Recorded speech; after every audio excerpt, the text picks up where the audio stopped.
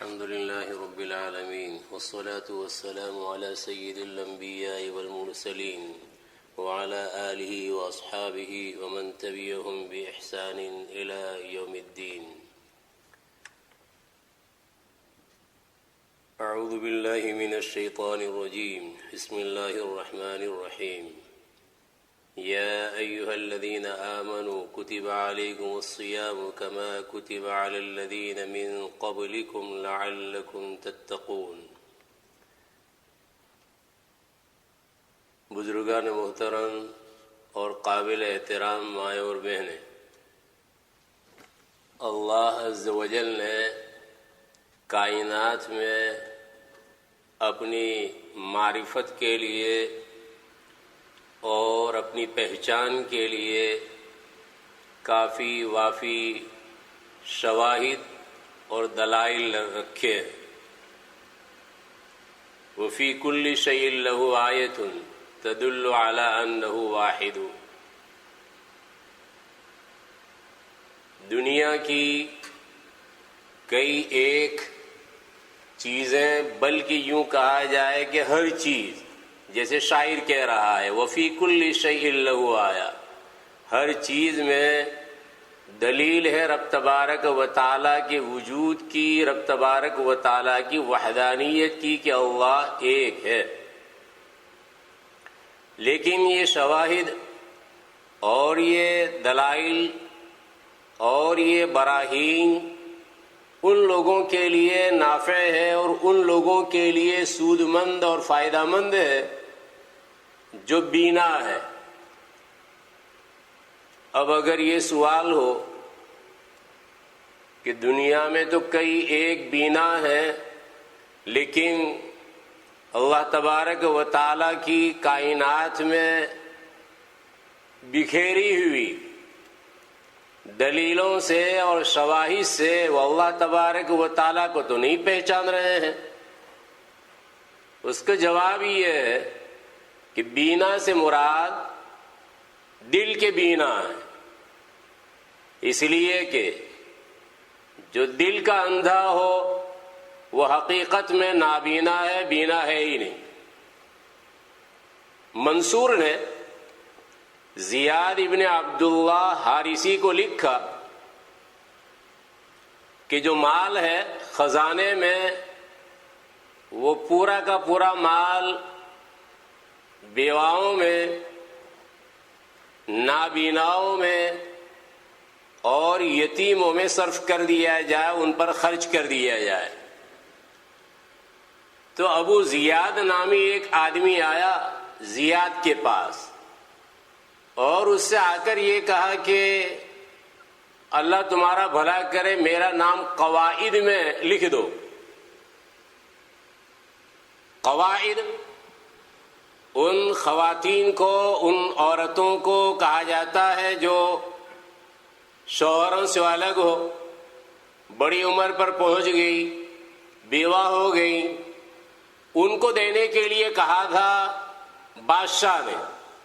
اب یہ صاحب کو پتہ چلا کہ اس طریقے سے فرمان جاری ہوا ہے تو وہ بھی زیاد کے پاس پہنچ گیا اور کہا کہ میرا نام قواعد میں لکھ دیجئے اور مجھے بھی سرکاری خزانے سے منتفع کیجئے، مجھ کو بھی فائدہ پہنچائیے. تو زیاد نے سمجھایا اور زیاد نے یہ کہا کہ وہ تو بیوہ عورتیں ہیں جو شوہروں سے الگ رہتی ہے، یا تو شوہر ہے ہی نہیں اور یا شوہر تھے ان کا وصال ہو گیا، انتقال ہو گیا، ایسی عورتیں ان کو دینے کے لیے کہا ہے.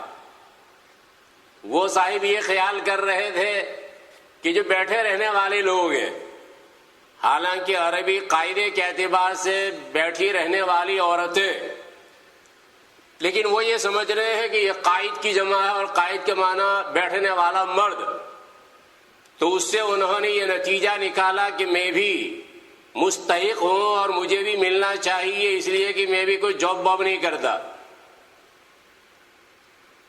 اب جب اس نے زیاد کا جواب سنا تو کہنے لگا کہ پھر ایسا کرو کہ نابیناؤں میں میرا نام لکھ دو. نابیناؤں میں میرا نام لکھ دو، اندھوں میں میرا نام لکھ دو۔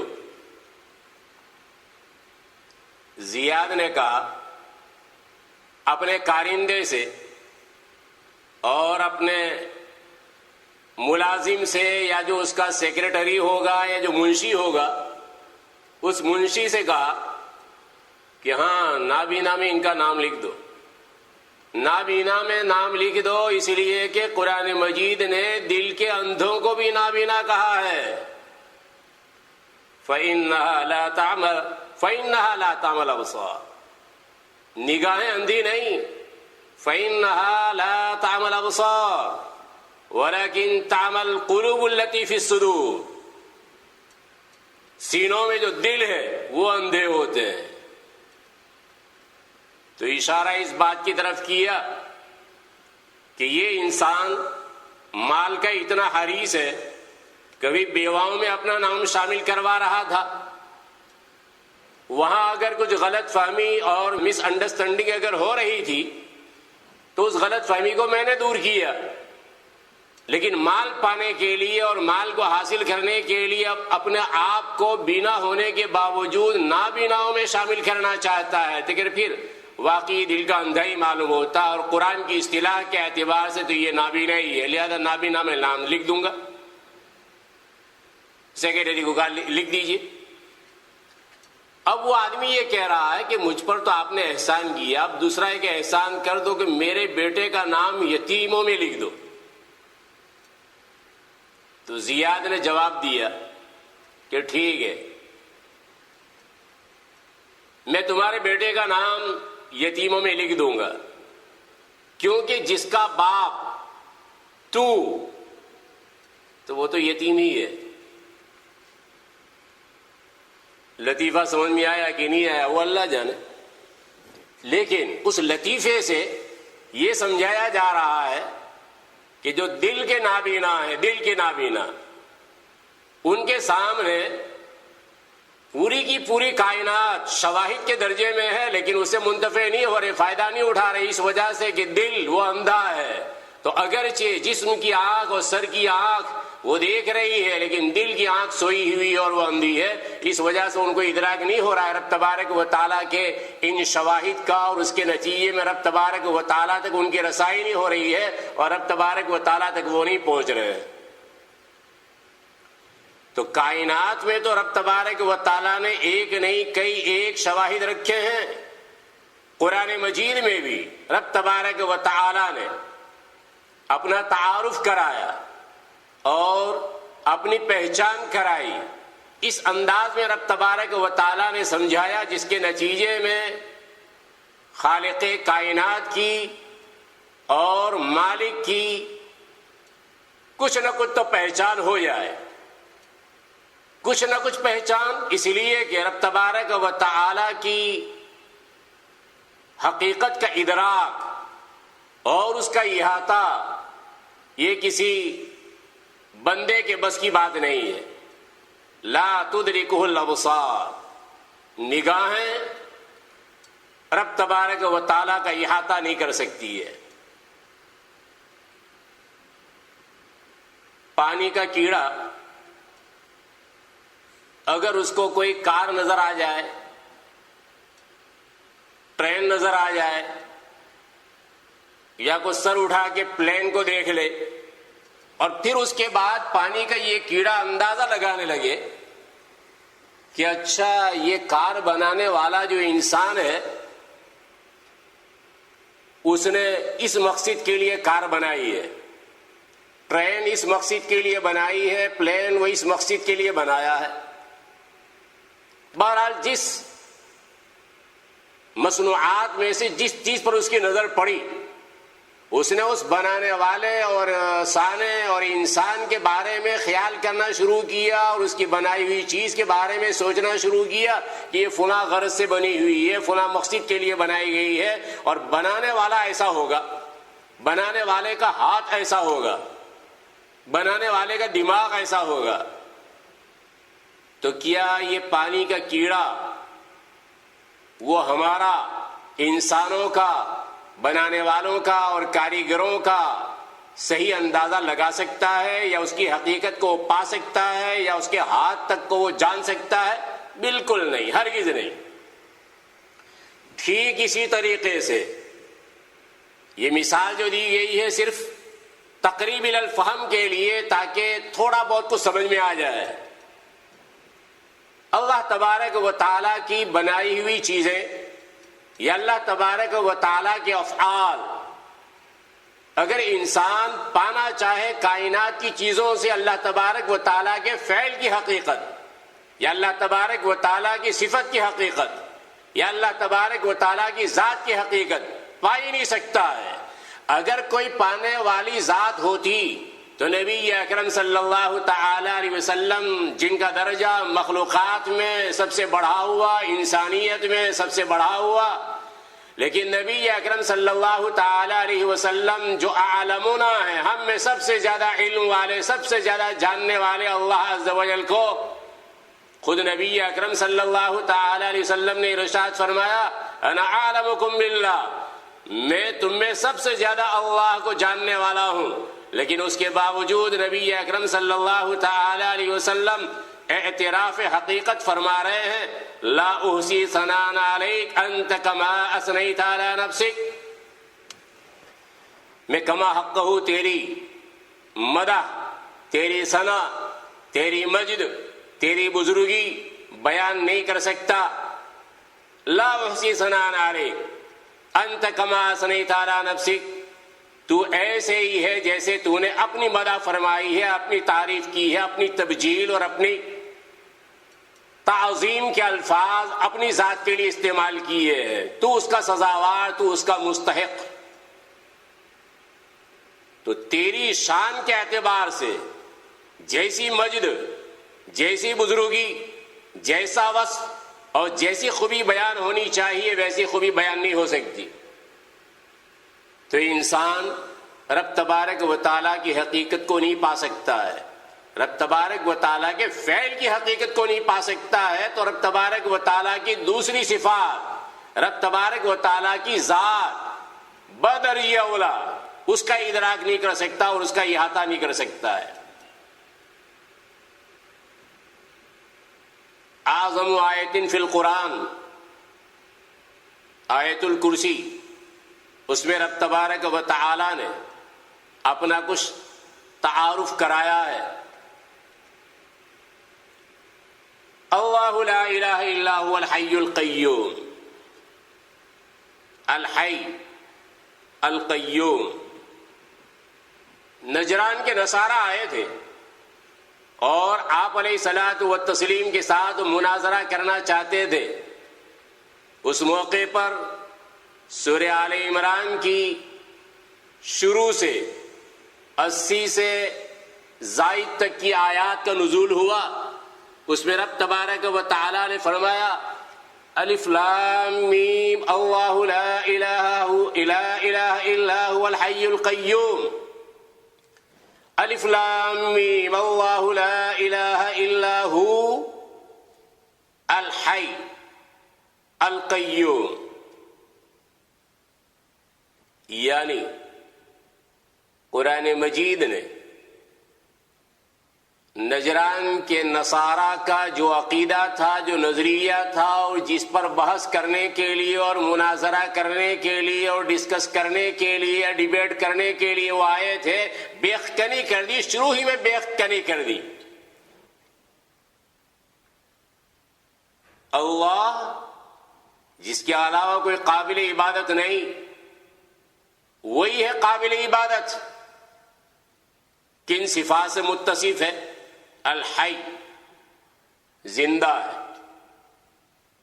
الحی۔ امام بخاری رحمۃ اللہ علیہ نے کتاب التوحید میں اللہ تبارک و تعالیٰ کی ذات و صفات کو بیان کیا ہے، اور عجیب و غریب بات یہ ہے کہ اللہ تبارک و تعالیٰ کے لیے صفات مختلف ثابت کی، آیات قرآنیہ کو بھی لائے، احادیث طیبہ کو بھی لائے، لیکن اللہ تبارک و تعالیٰ کی صفات میں سے الحی، کہ اللہ تبارک و تعالیٰ حیات کی صفت سے متصف ہے، اللہ تبارک و تعالیٰ زندہ ہے، اس صفت کے لیے کوئی ہیڈنگ انہوں نے قائم ہی نہیں کیا، کوئی باب قائم ہی نہیں کیا. عجیب و غریب بات. ویسے امام بخاری رحمۃ اللہ علیہ کا اپنا ایک انداز ہے. امام بخاری رحمۃ اللہ علیہ بعض مرتبہ جو اجلا چیز ہوتی ہے، زیادہ روشن، زیادہ واضح، تو اس طریقے کو اختیار نہیں کرتے، اخفا طریقے کو اختیار کرتے ہیں. انہیں خانہ کعبہ کے لیے غلاف کو ثابت کرنا تھا تو ہیڈنگ تو قائم کیا کس والی کعبہ کا، لیکن روایت لائے تو عجیب انداز کی لائے ہیں جسے ثابت کرنے کے لیے شراح کو پاپڑ بیلنے پڑے. حالانکہ بالکل صاف صریح روایت وہ کتاب المغازی میں آئی ہے، جس میں فتح مکہ کے موقع پر نبی اکرم صلی اللہ تعالی علیہ وسلم نے حضرت سعد ابن عبادہ رضی اللہ تعالیٰ عنہ نے کوئی جملہ کہا. حضرت ابو سفیان رضی اللہ تعالیٰ عنہ نے وہ جملہ سنا، اور اس کے بعد جب آپ علیہ الصلوۃ والتسلیم کا قافلہ اور آپ علیہ الصلوۃ والتسلیم کی جماعت وہاں سے گزرنے لگی، اس موقع پر حضرت ابو سفیان رضی اللہ تعالیٰ عنہ نے عرض کیا کہ آپ نے سنا نہیں سعد ابن عبادہ نے کیا کہا؟ اب جو بات انہوں نے کہی تھی وہ بات نقل کی تو نبی اکرم صلی اللہ تعالی علیہ وسلم نے ارشاد فرمایا الیوم تستحل الکعبہ، نہیں، آج کعبہ حلال نہیں ہوگا، بلکہ آج اس کی عظمت کو بحال کیا جائے گا، اور آج تکسا فیہ الکعبہ، آج کے دن میں کعبہ کو غلاف پہنایا جائے گا. تو غلاف پہنانے کی روایت امام بخاری رحمۃ اللہ علیہ کے پاس ہے، اور وہاں تو حضرت عمر کے فعل سے ثابت کرنا ہے یا کسی اور کے فعل سے ثابت کرنا ہے، لیکن وہ اخفا چیز تھی اور ادھر وہ اجلا چیز ہے. اس لیے امام بخاری رحمۃ اللہ علیہ بعض مرتبہ یہ انداز اور یہ اسلوب اختیار کرتے ہیں. ٹھیک اسی طریقے سے امام بخاری رحمۃ اللہ علیہ نے دوسری صفات کو ثابت کیا اور یہ بتلایا کہ یہ سب صفات جو میں کہہ رہا ہوں کہ قرآن میں آئی ہے، حدیث میں آئی ہے کہ اللہ تبارک و تعالیٰ سنتے ہیں، رب تبارک و تعالیٰ دیکھتے ہیں. تو یہ مثلا سننا، مثلا دیکھنا کب پایا جائے گا؟ جب زندہ ہوگا تو اس اعتبار سے نکل سکتا ہے وہ حیات کی صفت کا معنی. تو ہو سکتا ہے امام بخاری رحمۃ اللہ علیہ نے وہی اسلوب اختیار کیا ہو وہاں پر. بہرحال میں یہ عرض کر رہا تھا کہ جب یہ نصارے نجران آئے اور آیات قرآنیہ کا نزول ہوا تو اس میں پہلے ہی بیخکنی کر دی الحی، کہ قابل عبادت وہ ہے جو صفت حیات سے متصف، اور جن کو تم مان رہے ہو، جو اس خیال کا آدمی ہو کہ بھی عیسیٰ علیہ السلام نعوذ باللہ وہ اللہ ہے، تو وہ تو ہے ہی نہیں. تم کہہ رہے ہو کہ سولی پر چڑھائے گئے، تم تو مان رہے ہو کہ ان کو سولی دی گئی ہے. الحی، تو یہ الحی کی صفت سے رب تبارک و تعالیٰ نے ان کے عقیدے کی، اور اس طرح جتنے بھی معبودان باطلہ کی پرستش کرنے والے اور پوجا کرنے والے، ان سب کے عقیدے کی بیخبری کر دی ہے کہ جن جن کی تم پرستش کر رہے ہو، جن کی تم پوجا کر رہے ہو، وہ تو ہے ہی نہیں. کتنے گھنٹے بجاؤ گے تم؟ وہ جاگنے کا نام ہی نہیں رہا. الحی، القیوم، سنبھالنے والا. اور تمہارے مسلک کے اعتبار سے، تمہارے مذہب کے اعتبار سے، تمہارے نظریے کے اعتبار سے حضرت عیسیٰ علیہ السلام کو سولی پر چڑھایا گیا، دفن کر دیا گیا، بعد میں ان کو زندہ کیا گیا اور اٹھایا گیا. چلو ٹھیک ہے، مان لیتے ہیں، لیکن وہ تو آسمان پر ہے، وہ کیا سنبھال رہے ہیں اب؟ اس لیے کہ وہ تو مخلوق ہے، اور جب ان کا اپنا انتظام وہ رب تبارک و تعالیٰ کے حوالے ہے تو وہ کیا سنبھالیں گے؟ القیوم. تو بہرحال رب تبارک و تعالیٰ نے پہلی ہی آیت قرآنیہ میں، یعنی شروع کی آیت قرآنیہ میں الحی القیوم لا کر ان کا منہ بند کر دیا. تو رب تبارک و تعالیٰ انہی صفات کو آیت الکرسی میں ذکر فرما رہے ہیں. اللہ لا الہ الا هو الحی القیوم، الحی القیوم. ویسے آیت الکرسی میں رب تبارک و تعالیٰ کا کتنی دفعہ ذکر ہوا ہے؟ کتنی دفعہ ذکر ہوا؟ ویسے ظاہری اعتبار سے دیکھا جائے تو بہت کم دفعہ ہوگا، لیکن جو ضمیریں ہوتی ہے، جیسے وہ ہی آتا ہے انگلش میں، تو ایسے وہ عربی میں بھی کچھ ضمیریں آتی ہے. ان ضمیروں کے اعتبار سے اگر گنا جائے اور شمار کیا جائے تو 16 دفعہ آیت الکرسی میں اللہ کا ذکر آیا ہے. اس سے پتہ چلے گا کہ ہاں یہ اعظم آیا فی القرآن ہے، قرآن کی سب سے بڑی آیت ہے. ویسے اگر گننے کے لیے بیٹھیں گے تو اس میں 16 تو آرام سے گن سکیں گے، لیکن جو 17واں مقام ہوگا وہ مخفی ہوگا. وَلَا يَئُودُهُ حِفْظُهُمَا وَلَا يَئُودُهُ حِفْظُهُمَا، آسمان و زمین کی حفاظت اس سے کوئی گرانی رب تبارک و تعالیٰ کو نہیں ہو رہی ہے کہ وہ گرا ہو، دشوار ہو ان دونوں کی حفاظت. اس سے 17واں نکالنا ہے. باقی تو تم لوگ جو وہ قرآن کھول کے نکال لیجیے آرام سے. میں نے کہا 16 جو ہے وہ نکل جائے گی. اور 17ویں دفعہ جو ذکر آیا ہے وہ اس طریقے پر عربی کے قانون اور قاعدے کے اعتبار سے کہ ولا یعود حفظہما، حفظ المصدر ہے اور ہما یہ مفعول ہے، تو یہ اضافت المصدر الی المفعول کے قبیل سے ہے. تو اب فاعل چاہیے، تو فاعل وہی اللہ ہے. اس اعتبار سے کل 17 دفعہ اللہ تبارک و تعالیٰ نے آیت الکرسی میں اپنا ذکر کیا ہے. اب کیوں نہیں ہوگی یہ اعظم آیت فی القرآن؟ اور جو اس میں انتخاب کیا گیا ہے رب تبارک و تعالیٰ کی صفات کا، اس میں سب سے بڑی صفت یہی چل رہی ہے، الحی اور القیوم. زندہ ہے، سنبھالنے والا ہے. اور رب تبارک و تعالیٰ یہ فرماتے ہیں کہ سنبھالتا ہے،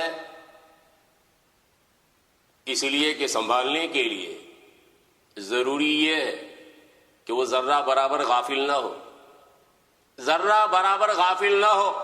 لا تأخذہ سنۃ ولا نوم، نہ اونگ دبا سکتی ہے اور نہ نیند. نہ اونگ جو نیند کا مقدمہ ہے، نہ اونگ اور نہ نیند، دو میں سے کوئی بھی دبا نہیں سکتا ہے رب تبارک و تعالیٰ کو. اس سے پتہ چلا کہ رب تبارک و تعالیٰ جو تدبیر کر رہے ہیں، مخلوق کا جو انتظام کر رہے ہیں، تو اس میں کوئی کوتاہی، کوئی کمی نہیں. اس لیے کہ کمی تو اس وقت آ سکتی ہے جبکہ جو مدبر ہو، تدبیر کرنے والا اور انتظام کرنے والا، وہ غافل ہو جائے، وہ سو جائے، وہ آرام کرے. تو اس صورت میں ہو سکتا ہے جن کا انتظام کرنا ہے ان کا انتظام کما حقہ نہ ہو پائے.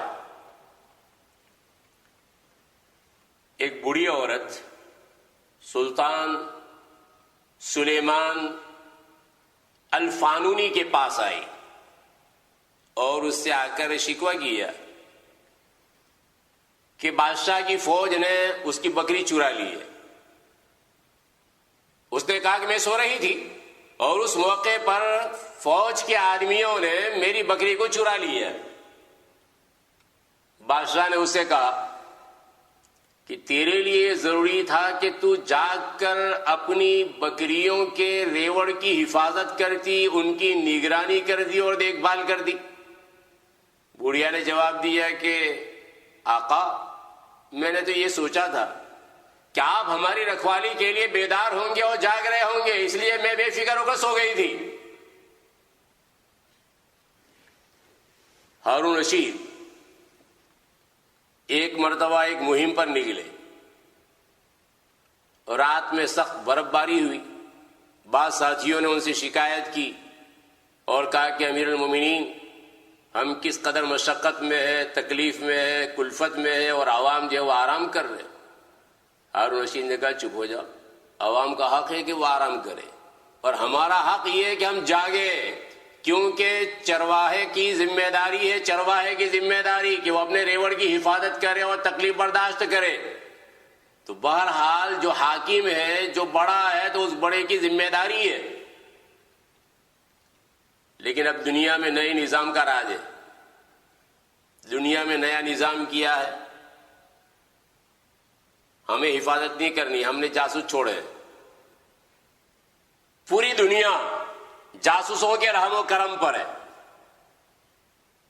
اس سے ایسا معلوم ہوتا ہے کہ ہارون رشید کے وزیر وہ صحیح کہہ رہا تھا. ہارون رشید کے ایک وزیر نے جب ہارون رشید کو دیکھا کہ وہ جاسوسی پر بہت زیادہ رقم خرچ کر رہا ہے تو اس نے ہارون رشید سے کہا کہ امیر المومنین، آپ کی اس حالت کو دیکھ کر مجھے وہ چرواہا یاد آتا ہے جس نے اپنی بکریوں کو بھیڑیوں سے بچانے کے لیے کئی ایک کتے جو ہے وہ پالے، اور پھر کیا ہوا کہ کتوں کا پیٹ بھرنے کے لیے آدھی بکری ذبح کرنی پڑی. اب یہ ایک لطیفہ ہے، سمجھ میں آیا ہو تو ٹھیک ہے، لطیفہ نہیں ہے بلکہ ایک حقیقت کی ترجمانی ہے. ایک حقیقت کی ترجمانی کہ ہماری حفاظت اور ہماری حفاظت کے لیے جاسوسوں کی کثرت اور جاسوسوں کا پیٹ پالنے کے لیے کیا صورت اختیار کی جا رہی ہے وہ ہر انسان جانتا ہے. تو بہرحال رب تبارک و تعالیٰ کی صفت بیان ہو رہی ہے کہ وہ مخلوق کی تدبیر کرنے والا ہے، اور مخلوق کی تدبیر کس طرح کر رہا ہے؟ جیسے تدبیر کی جانی چاہیے. یہ حکام اور یہ بادشاہ وہ بھی سوتے ہیں، وہ بھی آرام کرتے ہیں. ہاں بعض موسموں میں بعض اوقات میں وہ اس طرح جاگتے ہوں گے، لیکن 24 گھنٹہ کوئی بھی نہیں. 24 گھنٹہ ایک دن کا مسئلہ ہو تو ٹھیک ہے، لیکن مسلسل نگرانی کے لیے جاگتے رہنا یہ کسی انسان کے بس کی بات نہیں ہے. اور رب تبارک و تعالی وہ حفاظت کر رہے ہیں. اور کیسی حفاظت کر رہے ہیں؟ انسانوں کے دشمنوں سے حفاظت کر رہے ہیں. اور یہ دشمن جو شیاطین ہیں وہ شیاطین ایسے لگے ہوئے ہیں کہ اگر ان کو موقع ملے تو یہ ٹکا بوٹی کر دیں انسانوں کی، ٹکا خصوصاً مومنین کی. تو رب تبارک و تعالیٰ نے یہ انتظام کر رکھا ہے. رب تبارک و تعالیٰ تدبیر کر رہے ہیں اپنی مخلوق کی. رب تبارک و تعالیٰ ان کا مہیمن ہے اور رب تبارک و تعالیٰ ان کا محافظ ہے. تو مخلوق سے وہ غافل نہیں ہے، ذرہ برابر غافل نہیں. پہلے ایک مرتبہ ذکر کیا تھا بنو اسرائیل کے سوال پر، ان کی درخواست پر، اس لیے کہ ان سے تو ایسی کئی ایک بے وقوفانہ حرکتیں ظاہر ہوئی ہیں. انہوں نے حضرت موسیٰ علیہ السلام سے عرض کیا کہ ہمارا رب سوتا ہے کہ نہیں سوتا؟ یہ ذرا سوال پوچھنا ہے، رب تبارک و تعالیٰ سے پوچھنا ہے. اب رب تبارک و تعالیٰ کے سامنے حضرت موسیٰ علیہ السلام نے یہ بات رکھی کہ یہ بنو اسرائیل جو ہے وہ اس طرح کہہ رہے ہیں. اب میں سمجھا رہا ہوں اپنے اعتبار سے، لیکن وہ سمجھنے کا نام ہی نہیں لیتی، سمجھنے کے لیے آمادہ ہی نہیں، تیاری نہیں. ایک ملک کو بھیجا، ایک فرشتے کو بھیجا رب تبارک و تعالیٰ نے، اور ان کو 2 بوتلیں دی حضرت موسیٰ علیہ السلام کو کہ اب اس مثال سے ان کو سمجھائیں گے تو بالکل واضح ہو جائے گا اور بالکل کلیئر ہو جائے گا. 2 بوتلیں دی اور یہ کہا کہ ان 2 بوتلوں کی تمہیں حفاظت کرنا ہے. ایک ہاتھ میں ایک بوتل پکڑنا، دوسرے ہاتھ میں دوسری بوتل پکڑنا ہے. اب 2 بوتلوں کو ٹکرانا نہیں ہے، تمہیں اس کی نگرانی کرنی ہے. اب نیند آنے لگی موسیٰ علیہ السلام کو، تو تھوڑے بہت جھپکی آئی.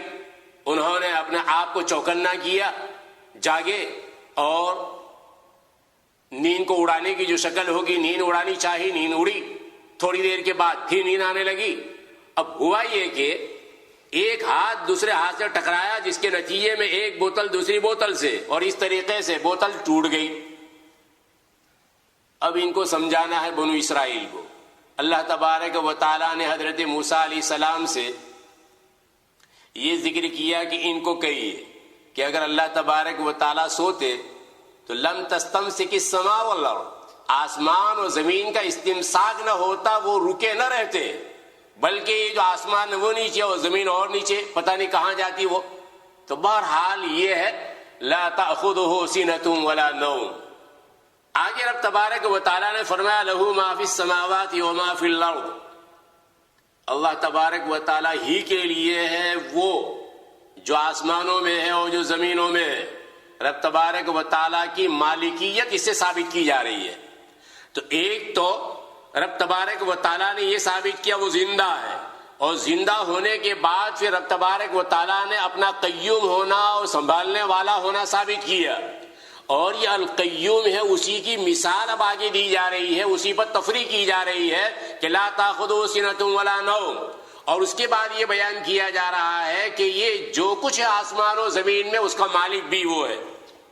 لہو ما فی السماوات و ما فی الارض من ذا الذی یشفع عندہ الا باذنہ. ایسا کون ہے جو اس کے پاس اس کی اجازت کے بغیر سفارش کر سکے؟ کوئی نہیں. اگر کرنا ہے تو رب تبارک و تعالیٰ کی اذن اور رب تبارک و تعالیٰ کی پرمیشن ہی سے سفارش وہ کر پائے گا. یہ رب تبارک و تعالیٰ کی شان کبریا کا بیان ہے. من ذا الذی یشفع میں آگے رب تبارک و تعالیٰ فرماتے یعلم ما بین ایدیہم وما خلفہم ولا یحیطون بشیء من علمہ الا بما شاء. یعلم ما بین ایدیہم، اللہ تبارک و تعالیٰ جانتا ہے یہ جو موجودات ہیں آسمان و زمین میں، ان موجودات کے حاضر کو بھی جانتا ہے اور ان کے غائب کو بھی جانتا ہے. اور اللہ تبارک و تعالیٰ کے علم میں سے کسی چیز کا وہ احاطہ کر لے نہیں. ولا یحیطون بشیء من علمہ الا بما شاء، مگر اللہ جو چاہے کہ یہ ان کو بتلایا جائے تو وہ اپنے پیغمبروں کے ذریعہ اور اپنے رسولوں کے ذریعہ آگاہ کرتے اور بتلاتے ہیں. احاطے کا سوال ہی پیدا نہیں ہوتا. رب تبارک و تعالیٰ کی علم کا بیان ہوا اس میں کہ رب تبارک و تعالیٰ کے علم کا حال یہ اپنی مخلوقات کے بارے میں، تو مخلوقات کے احوال کا وہ احاطہ کیے ہوئے ہے رب تبارک و تعالیٰ. آگے رب تبارک و تعالیٰ یہ فرماتے ہیں وسع کرسیہ السماوات والارض. اللہ تبارک و تعالیٰ کی کرسی آسمان و زمین کو محیط ہے. اور کرسی کا حال کیا ہے؟ کرسی کا حال یہ ہے کہ بڑا میدان ہو اور اس بڑے میدان میں ایک چھلا رکھ دیا جائے، ایک رنگ کو رکھ دیا جائے، تو پوری کائنات کے سامنے رب تبارک و تعالیٰ کی جو کرسی ہے وہ کرسی گویا بڑا میدان ہے اور اس میں چھلا اور اس میں رنگ کے درجے میں ہے پوری کائنات. اور عرش کی حیثیت کرسی کے سامنے اس کا مقابلہ، یعنی جس طریقے سے وہ بڑا میدان تھا اور بڑے میدان میں چھلا، اسی طریقے سے اللہ تبارک و تعالیٰ کے عرش کے سامنے کرسی کی حیثیت ہے. اس سے رب تبارک و تعالیٰ کی جلالت شان کا، جلالت قدر کا اندازہ ہوتا ہے کہ کس قدر عظیم القدر ہے رب تبارک و تعالیٰ. بعضوں نے کچھ الگ تفسیر کی ہوگی وسع کرسیہ السماوات والارض کی، جیسے امام بخاری رحمۃ اللہ علیہ، لیکن اسے مجھے ابھی چھیڑنا نہیں ہے. انہوں نے علم سے اس کی تفسیر کی ہے وسع کرسیہ السماوات والارض کہ رب تبارک و تعالیٰ کا علم یہ محیط ہے. تو پہلے مخلوقات ان کے اور مخلوقات کے احوال کے جاننے کا بیان تھا، اور اب مطلقاً رب تبارک و تعالیٰ اپنے علم کی وسعت کو بیان کر رہے ہیں. لیکن میں نے کہا کہ کرسی کو اپنے اصل معنی میں رہنے دیجیے اور عرش بھی اپنے اصل معنی ہی کے اندر میں ہے. تو رب تبارک و تعالیٰ کی کرسی کی وسعت کا ذکر ہے کہ آسمان و زمین کو محیط، اس کی جلالت قدر رب تبارک و تعالیٰ کی معلوم ہوتی ہے. اور اس سے یہ بھی معلوم ہوتا ہے کہ رب تبارک و تعالیٰ جیسے مالک ہے ویسے ملک بھی ہے. مالک بھی ہے، ملک بھی ہے. مالک یوم الدین، ملک یوم الدین سورہ فاتحہ میں دونوں قراتیں اس بات کی طرف اشارہ کر رہی ہے. بعض مرتبہ آدمی بادشاہ ہوتا لیکن اس کے ہاتھ میں کچھ نہیں ہوتا، لیکن ایسا نہیں ہے. رب تبارک و تعالیٰ ملک اور بادشاہ بھی ہے اور ان چیزوں کا مالک بھی ہے.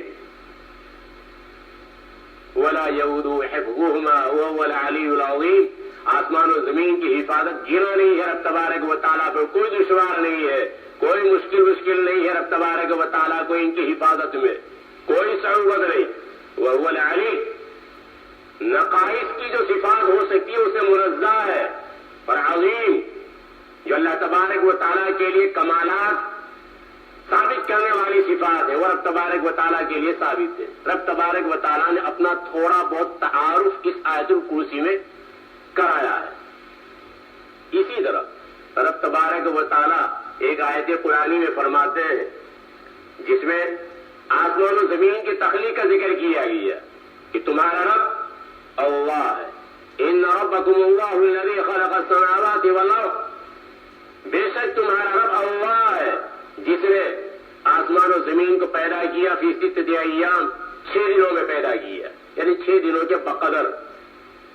کیونکہ یہ جو حرکت ہوتی ہے اس حرکت کے نتیجے میں دن اور رات بنتے ہیں، اور ابھی تو ان کو پیدا کیا ہی نہیں گیا تھا، اس اعتبار سے 6 دنوں کے بقدر ثم استوى على العرش، پھر رب تبارک و تعالی عرش پر مستوی ہوئے، رب تبارک و تعالی جلوہ فرما ہوئے، عرش پر قائم ہوئے۔ اللہ تبارک و تعالی نے اس موقع پر جو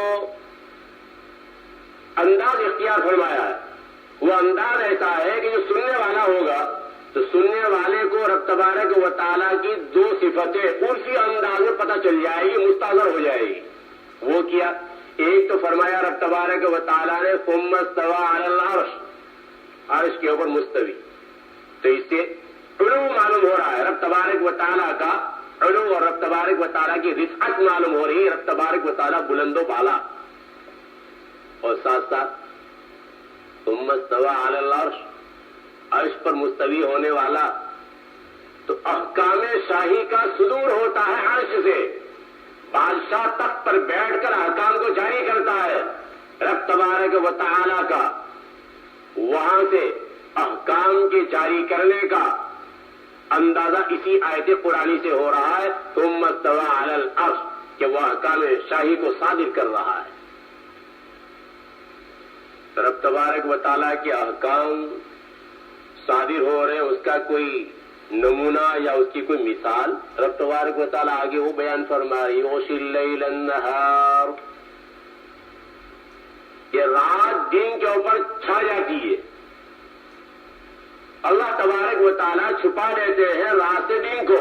یہ کون کر رہا ہے؟ وہی حکم دے رہا ہے، رب تبارک و تعالیٰ حکم دے رہا ہے، تو جلدی جلدی وہ چلتی ہے، جلدی کا معنی اور مطلب یہ نہیں ہے کہ وہ اوورٹیک کر لے، نہیں، ایسے جیسے 24 گھنٹے پتہ نہیں کتنی جلدی وہ ختم ہو جاتے ہیں، تو یہ جو دن ہے دن کے اوقات کے پیچھے رات لگی ہوئی ہے، اور پھر رات کے پیچھے پھر وہی دن لگا ہوا ہے۔ اس طریقے سے رب تبارک و تعالیٰ نے چلایا، اور یہ چلانا رب تبارک و تعالیٰ کا اپنے امر سے ہے، اپنے حکم سے ہے، تو اس سے حکم کا صادر کرنا وہ ثابت ہو رہا، اور مثال دے رہا رب تبارک و تعالیٰ، فرماتے والشمس والقمر والنجوم مسخرات، شمس کو پیدا کیا، سورج کو پیدا کیا، چاند کو پیدا کیا، ستاروں کو پیدا کیا، اور وہ سب کے سب مسخر ہے، کام میں لگے ہوئے ہیں، بِأَمْرِهِ، اللہ تبارک و تعالیٰ کے امر سے۔ یہاں بھی رب تبارک و تعالیٰ کا امر معلوم ہو رہا ہے کہ رب تبارک و تعالیٰ حکم دے رہے ہیں، اس کے اعتبار سے وہ کام میں لگے ہوئے ہیں۔ آگے اللہ تبارک و تعالیٰ فرماتے ہیں أَلَا لَهُ الْخَلْقُ وَالْأَمْرُ، أَلَا لَهُ الْخَلْقُ وَالْأَمْرُ، سنو، اسی کے لیے خلق، اسی کے لیے امر، یعنی خالق اگر کوئی ذات ہے تو وہ اللہ ہی، اور عامر اگر کوئی ذات ہے، حکم دینے والی اگر کوئی ذات ہے تو وہ اللہ ہی، اللہ کے علاوہ نہ کوئی خالق اور نہ کسی کا امر چلنے والا، نہ کسی کا حکم چلنے والا۔ رب تبارک و تعالیٰ نے جس آیت قرآنیہ کا میں نے سہارا لیا، یا ایھا الذین آمنوا کتب علیکم الصیام، اس میں رب تبارک و تعالیٰ کی صفت امر کا ثبوت ہو رہا ہے کہ رب تبارک و تعالیٰ جیسے ہمارے خالق ہے ویسے عامل بھی ہے، ایک حکم دیا ہے، وہ حکم کیا، اس پر کلام جو ہے انشاءاللہ آئندہ کل رب تبارک و تعالیٰ جو کچھ کہا گیا صحیح معنی میں سمجھنے کی اور قابل عمل چیزوں پر عمل کی توفیق مرحمت فرمائے، اور رب تبارک و تعالیٰ مبارک ایام کی قدردانی کی توفیق نصیب فرمائے، اور رب تبارک و تعالیٰ زیادہ سے زیادہ اس کو وصول کرنے کی توفیق عطا فرمائے، اور جو ہمارے بڑے بوڑھے اس دنیا سے چلے گئے یا ہمارے اعزاء اقارب رشتہ دار اب چاہے تو اس بیماری میں گئے ہوں یا کوئی اور بیماری میں گئے ہو، اللہ تبارک و تعالیٰ سب کی بال بال مغفرت فرمائے، جنت الفردوس میں انہیں اعلیٰ مقام نصیب فرمائے، اور اپنے اپنے وقت پر ہمارا خاتمہ ایمان پر فرمائے۔ آمین وآخر دعوانا الحمدللہ رب العالمین، وصلی اللہ وسلم علی سیدنا محمد وعلی آلہ واصحابہ اجمعین۔